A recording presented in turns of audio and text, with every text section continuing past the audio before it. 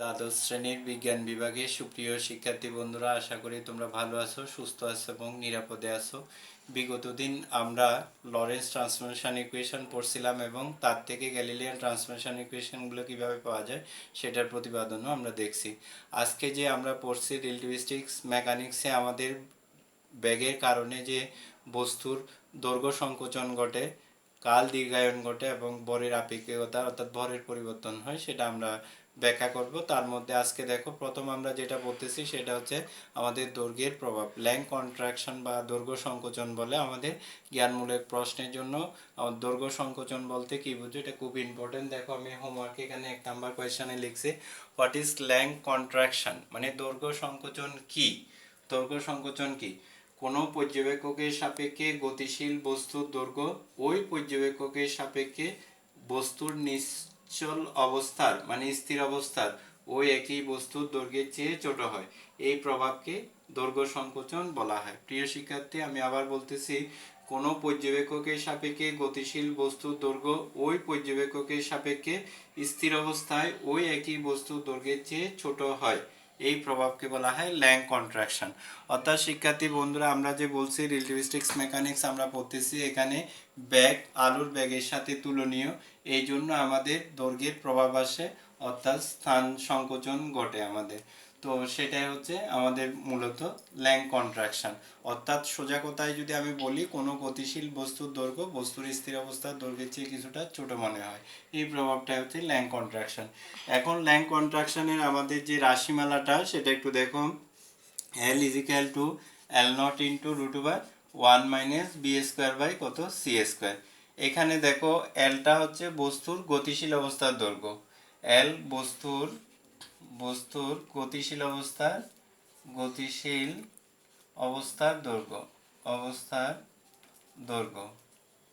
দৈর্ঘ্য।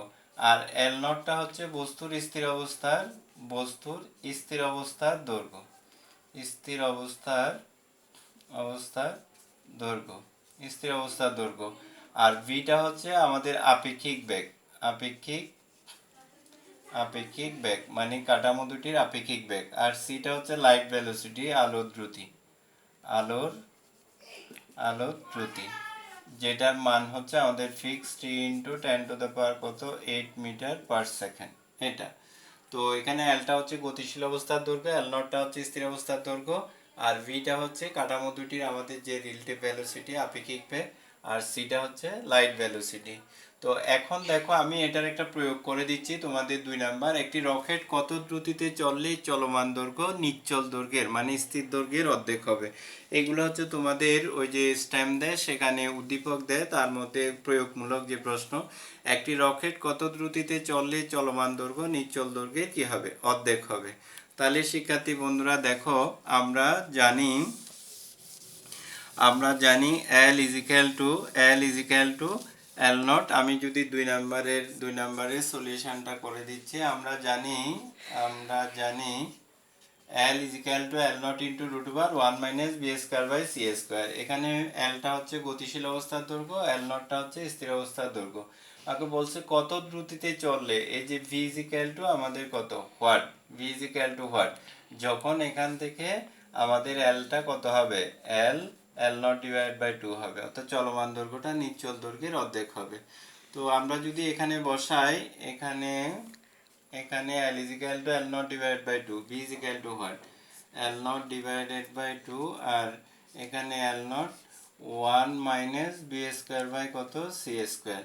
তাহলে this implies, এখানে আমরা this গেল, এখানে 1/4 is equal to আমি একবারে বর্গ করে দিলাম 1 minus B স্কয়ার বাই কত C স্কয়ার। তাহলে এখানে যদি করি আমি B স্কয়ার বাই কত C square is equal to আমাদের 1 minus 1/4, তাহলে b square by c square is equal to আমাদের 3 আর এখান থেকে বর্গমূল যদি করি b by c is equal to root 3 by কত 2, তাহলে b is equal to root 3 by কত 2, আর c এর মান হচ্ছে 3 × 10⁸ মিটার পার সেকেন্ড। প্রিয় শিক্ষার্থী বন্ধুরা, আমরা যদি ক্যালকুলেট করি, হিসাব করি, তাহলে আমরা পাবো যে 2.6 × 10⁸ metre per second. 2.6 into 10⁻⁸ metre per second, প্রায় আলোর বেগের আমাদের কাছাকাছি। সুতরাং আমাদের রকেটটা যদি এত বেগে চলে তাহলে চার চলমান দৈর্ঘ্য নিশ্চল দৈর্ঘ্যে কি হবে, অর্ধেক হবে। এটা গেল। তাহলে আশা করি তোমরা ল্যাং কন্ট্রাকশন অর্থাৎ দৈর্ঘ্য সংকোচনটা বুঝতে পারলে। আমাদের বেগ যদি আলোর বেগের সাথে তুলনীয় হয় তাহলে বস্তুটাকে দেখতে ছোট দেখায়। এখন দেখো 3 নাম্বার দ্বিতীয় প্রভাব যেটা, সেটা হচ্ছে টাইম ডাইলেশন অর্থাৎ কাল দীর্ঘায়ন। আমাদের কাল দীর্ঘায়ন। এখন আমরা করব যে সময়ের আপেক্ষিকতা, টাইম ডাইলেশন বা কাল দীর্ঘায়ন। কাল দীর্ঘায়নের দেখো সংজ্ঞাটা হচ্ছে যে কোনো পর্যবেক্ষকের সাপেক্ষে গতিশীল অবস্থায় সংঘটিত দুইটি ঘটনার মধ্যবর্তী কাল ব্যবধান ওই পর্যবেক্ষকের সাপেক্ষে নিশ্চল অবস্থায় সংঘটিত ওই একই ঘটনাদ্বয়ের মধ্যবর্তী কাল ব্যবধানের চেয়ে বেশি হয়। এই প্রভাবকে কাল দীর্ঘায়ন বলে। এটা আমি বইয়ের সংজ্ঞা দিছি। শিক্ষার্থী বন্ধুরা, আমি দেখো কাল দীর্ঘায়নটা যদি তোমাদের একটু বুঝিয়ে বলি, যদি কোনো বস্তু আমাদের গতিশীল থাকে তবে সেই গতিটা যদি বা কোনো অবজারভার পর্যবেক্ষক যদি আমাদের গতিশীল থাকে তবে তার গতিটা যদি আলোর বেগের কাছাকাছি বেগে গতিশীল হয় তবে তার ঘড়িটা স্থির অবস্থার ঘড়ি অপেক্ষা স্লো বা ধীরে চলে। এই যে প্রভাবটা, এটাই হচ্ছে কাল দীর্ঘায়ন। এটাই হচ্ছে কাল দীর্ঘায়ন। অর্থাৎ কোনো গতিশীল কাঠামোর ঘড়ি স্থির কাঠামোর ঘড়ি অপেক্ষা স্লো বা ধীরে চলে। এই প্রভাবটাই হচ্ছে মূলত কাল দীর্ঘায়ন। এখন সংজ্ঞাটা তোমরা যে কোনো বই থেকে যেভাবে যেটাই ভালো মনে করো শিখবে, লিখবে। খুব ইম্পর্টেন্ট আমাদের জ্ঞানমূলক প্রশ্নের জন্য। হোয়াট ইজ টাইম ডাইলেশন অর্থাৎ কাল দীর্ঘায়ন কি। এরপর দেখো কাল দীর্ঘায়নের যে রাশিমালা, আমরা জানি t is equal to T0 divide by √1 minus b square by c square. এগুলো প্রতিপাদন করা হতো, এখন তো প্রতিপাদন আসে না আর অঙ্ক করার সময় লাগবে না। তবে আমি রাশিমালাটা লিখে তোমাদের পদগুলো ব্যাখ্যা করে দিচ্ছি কোনটা কি জিনিস। এখানে দেখো, এখানে টি হচ্ছে স্থির কাঠামোতে নির্ণীত সময় ব্যবধান। স্থির কাঠামোতে নির্ণীত সময় ব্যবধান। আর এখান থেকে আমাদের টি নটটা হচ্ছে গতিশীল কাঠামোতে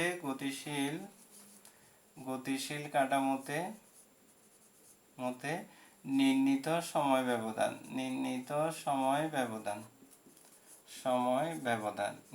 সময় ব্যবধান। আর এখানে বিটা হচ্ছে কাঠামো দুটির আপেক্ষিক বেগ। আর সিটা তো লাইট ভেলোসিটি, আলোর দ্রুতি অথবা আলোর বেগ আমাদের, যার মান হচ্ছে 3 × 10⁸ মিটার পার সেকেন্ড।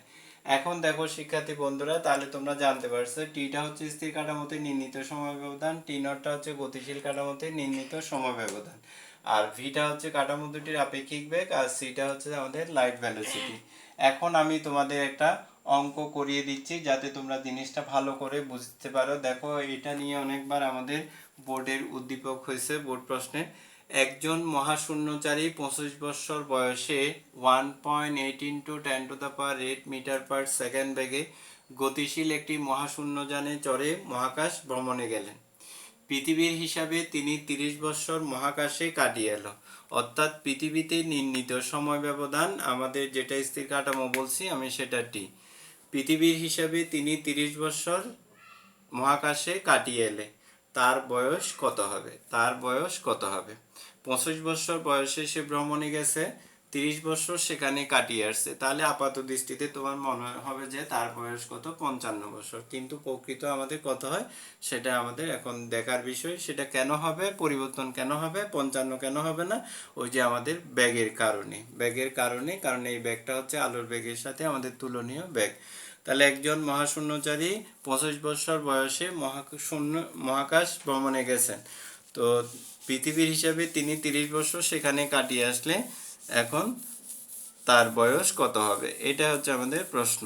এখন দেখো, তাহলে প্রথমে আমরা লিখবো, আমরা জানি 4 নাম্বার, আমরা জানি t is equal to T0 divide by √1 minus P0 square b square divide by c square. পৃথিবীতে নির্ণীত সময় ব্যবধান, এখানে পৃথিবীতে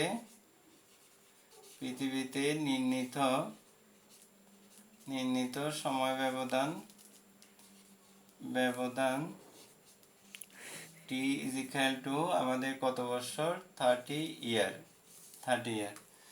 তারপর দেখো বেগ মহাশূন্যযানের দ্রুতি মহাশূন্যযানের দ্রুতি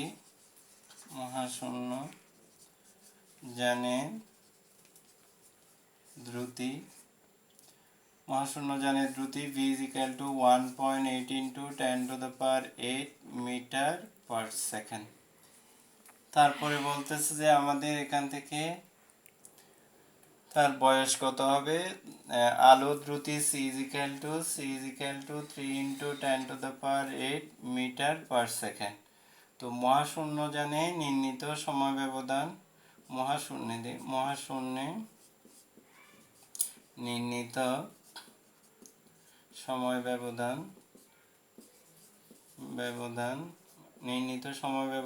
t naught is equal to what? আমরা জানি t is equal to t naught divided by root over 1 minus b square by c square। তাহলে t naught is equal to t into root over 1 minus b square by কত c square। তো এখন দেখো টিটা হচ্ছে আমার কত 30 ইয়ার আর এখানে 1 মাইনাস পিটা হচ্ছে দেখো আমাদের আমরা এখানে b বাই c অর্থাৎ বিটা হচ্ছে 1.8 ইন্টু 10 টু দ্য পাওয়ার 8, তারপরে হচ্ছে 3 ইন্টু 10 টু দ্য পাওয়ার কত 8, এত হোল স্কোয়ার দিতে পারি। তাহলে this is equal to 30 year into root over 1 minus 3 6 18, এখানে আমি করলে 6 6 কত 36, 0.36 কেমন 0.36। তাহলে দেখো আমাদের 30 কত ইয়ার ইন্টু আর 36 64 8 64 0. কত 8, তাহলে 3 8 24 24 ইয়ার। দেখো শিক্ষার্থী বন্ধুরা পৃথিবীর হিসাবে যেখানে 30 বছর হিসাব করতেছে তখন চন্দ্রে তার বয়স হচ্ছে যে আমাদের কত মহাশূন্যে তার বয়স হচ্ছে 24 ইয়ার, কম পরিমাপ করছে। তাহলে সুতরাং মহাশূন্যচারীর বয়স